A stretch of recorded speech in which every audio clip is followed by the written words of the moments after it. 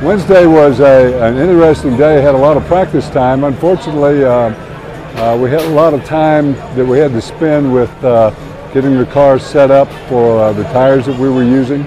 Didn't have the proper tires.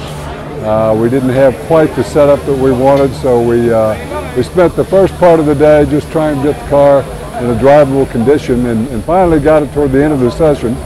And then as the night session approached, we tried some different tires that were totally unacceptable for the car.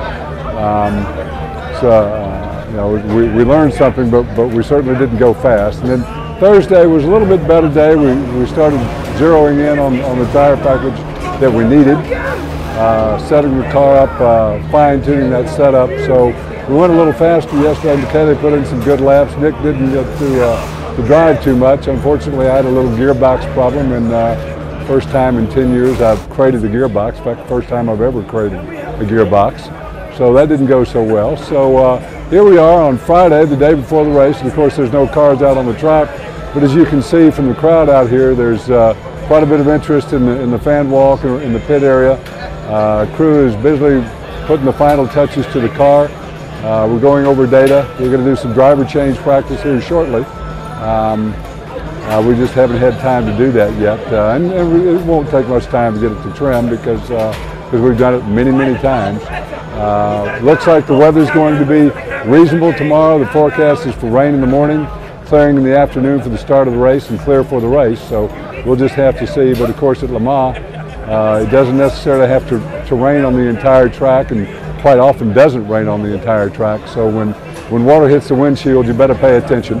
I thought water had hit the windshield last night, but it turned out it was the Audi hybrid that had sprayed a bunch of fuel on my windshield. Thank you very much. Not quite sure why it does that, but every once in a while I get a little spray. It's kind of like a cap.